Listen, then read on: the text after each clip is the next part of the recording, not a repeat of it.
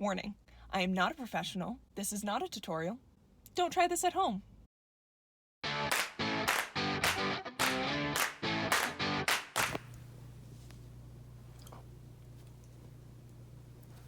Hello, everyone.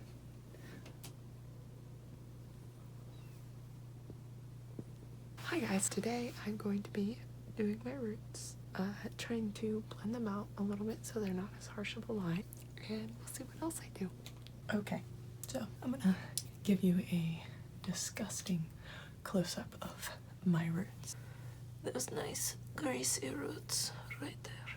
My hope, instead of just putting bleach on my roots, letting them all lift, my hope is to actually put them in a highlight format so that my root is kind of blended and hopefully grows out more blended looking. We'll see how that goes. I may get tired and just put it all over, but who knows? The products I'm going to be using today are Ion Color Brilliance Cream Lightener. Part of the reason I'm doing this is because I've been informed that this is better because it doesn't dry out as fast. It stays creamier and so it works better.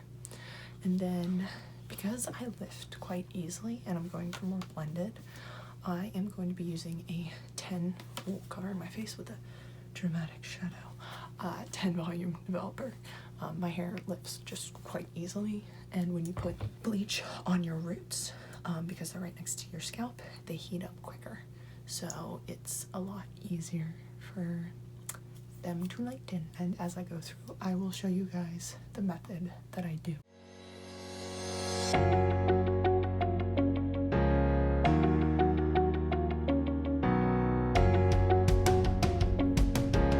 So I'm gonna work in the back, work my way forward, and when I get to these front sections, I'll really show you guys the technique that I'm doing.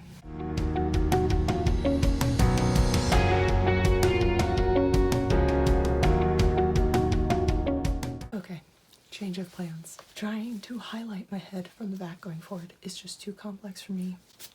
My brain is dying. So what I'm going to do instead is I'm gonna start here and go back. And you know what? We'll see if I get to the back here. I don't know if I will. We'll see. It's a journey. But I'm gonna start up here since I can see up here.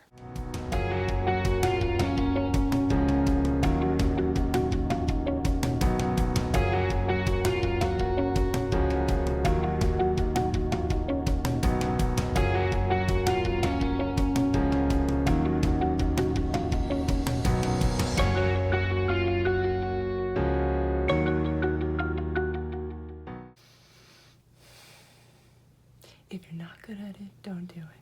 I'm just gonna lighten all my roots. That's what I'm gonna do.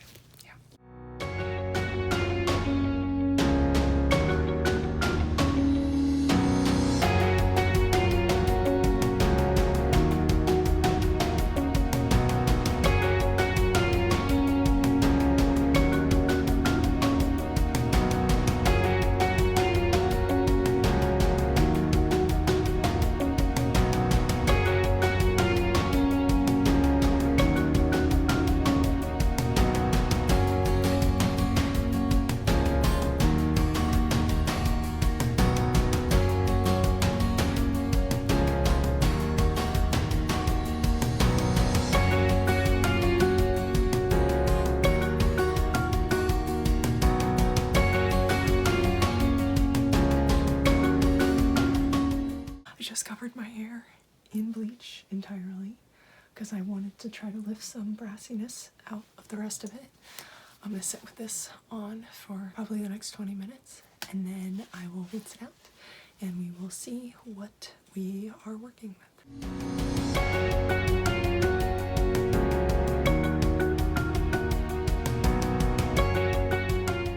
This is after my hair got washed out with the bleach. My roots are level 10, very bleached.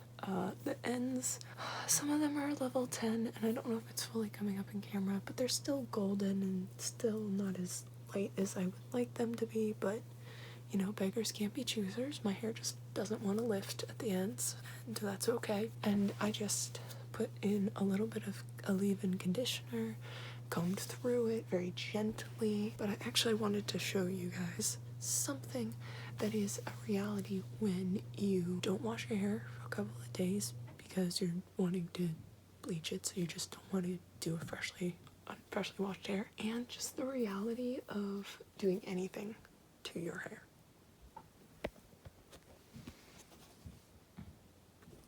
Now, in comparison, here's my hand.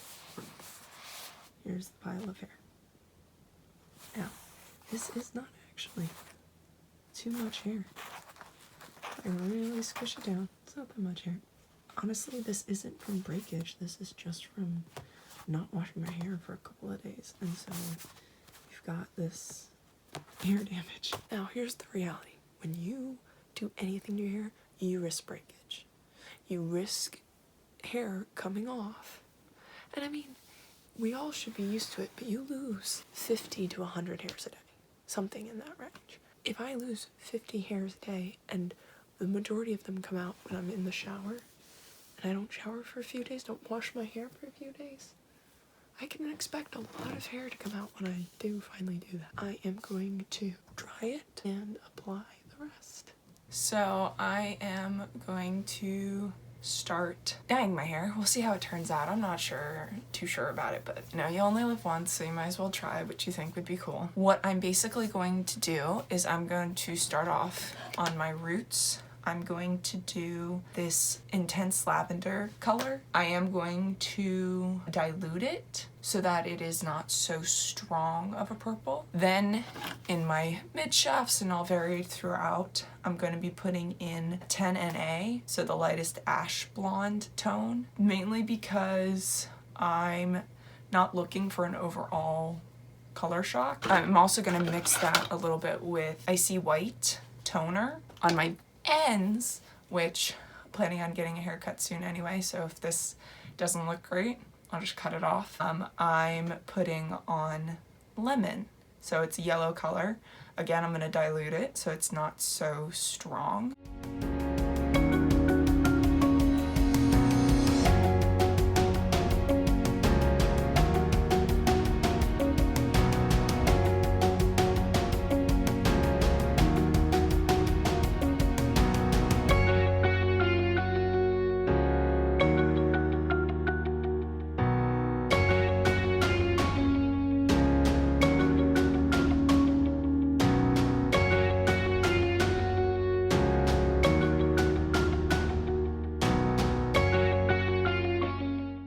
Section, so attractive.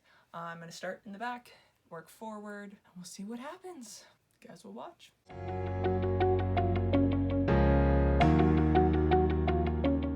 Hold up. I think I saw something. Can we rewind that? Yep. It's turning blue.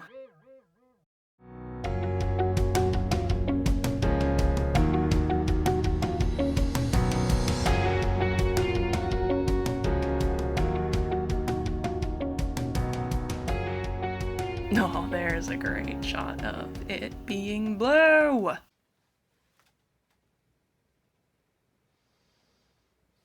I used a semi-permanent and a permanent hair color. Well, the permanent needed peroxide and the semi-permanent did not. And you know, semi-permanents, they say don't mix with peroxide, and I didn't understand why, but now I do, seeing as my roots are turning blue. Probably gonna wash this out, blow dry it, and reapply the purple on top of the blue in hopes that it will cover up the blue. So roots are still blue. I did do a strand test of bleach on the blue to see if it would lift it, and it's honestly not doing really much. I think it lifted it just a tiny bit, but it's still blue. So my plan is to go in just with the purple over it, and since I won't be using any other colors, it won't mix with the peroxide and it'll just hopefully go on purple. So I put purple on my roots but ran out, so this whole chunk is not going to be purple, not today at least. We will see, hopefully, that my roots are purple and not blue.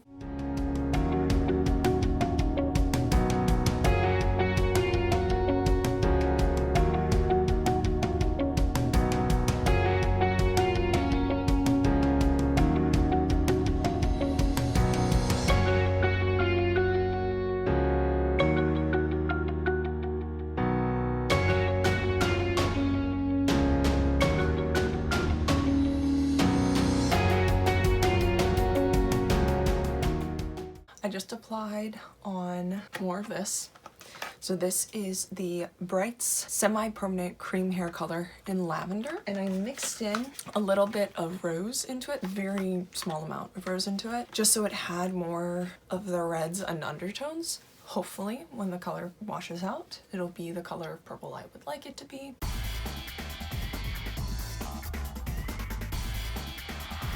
Hi guys, it's a couple days later. I did end up washing my hair. I've washed my hair once since the color you guys saw being put on my head, but this is the final results. Again, it's been washed once, so it's faded a little bit, but this is the final result. I can't tell if it looks bandy on, looks a little bandy on the screen, but it actually fades pretty nicely. It's very strange because in certain lighting it looks blue, in other lighting it looks purple. Like I literally have a photo, I'll put it up here on the screen, that it's like it looks magenta almost. It's very strange. I wanted to talk to you guys about what happened to my hair. And while I do that, I'm gonna be putting on some makeup because right now I feel ugh. The look I wanted to do, just so I can explain the products that I chose, was a purple root that faded into an icy blonde that faded into a yellow. Obviously you can tell by my ends that my ends are not yellow. That also was diluted, and we'll get into that. Those were the colors I wanted. I wanted to achieve that blend of a look. So when I went out to get my materials, I had a toner in mind, a specific one that I've used before. I like the toner a lot. I liked what it did to my hair, so that was what I wanted to use for the midsections. Then, when I went to choose the rest of my colors, I was thinking, hey, I don't want to put so many harsh chemicals on my head. When you bleach your hair, it's a big deal. It can damage your hair a lot. And I didn't want to put more on my hair that wasn't needed. Well, when I went to choose what products I wanted then, I decided to get semi-permanent. So semi-permanent colors, specifically the ones that I got, said do not mix with peroxide. Me being the person that I am, asked why. Why can't I mix it with peroxide? I don't understand, because I am not a professional. I did research in the sense that I went online and I Googled and I asked mixing developer with semi-permanents. Because if you don't know, developer is what has hydrogen peroxide in it. Everything I found, all it said was, you don't mix it because it will dilute it. It's like putting water in it. That was wrong. So yeah, that's what they said. They said, it's like putting water in it. And I thought, okay, that's not that big of a deal. I'm already planning on diluting it because I want to make the purple fade. Diluting it a little bit more is not gonna be such a bad thing. It's gonna be a good thing. The reaction is actually a lot worse than just diluting it, depending on the pigments in the semi-permanent and how much is mixed. So I went to do my hair, and what I noticed happening, the purple was turning blue. Wasn't expecting that. What I'm going to say, my best educated guess for what happened, is the peroxide mixing with the semi-permanent, because it's a purple, and purple, little color wheel knowledge for you, purple is made up of red and blue pigments. What I believe it was doing was it was diluting the red pigments. It was getting rid of the red pigments, leaving the blue pigments, which is why it turned turquoise. I would not have minded this so much if all of it turned that way. Reason I was really frustrated with it was because I had spots of purple throughout. I'm glad that I was able to get it back to this. This color should most likely fade to a silver, which is great because my hair is blondish silver, so I would prefer that. But this is just a good lesson. You have to be prepared for mistakes you might make. I did have a show to go to that night that I had to specifically strategically place my hair so that a chunk of blue that was here was not showing. When you are not a professional, you don't know what you're doing, be careful and listen to the instructions. For crying out loud, read the instructions on things and why you should do things the way you should do them. But I hope you guys learned something from this video. I hope you guys enjoyed this, and I will see you next time. Bye!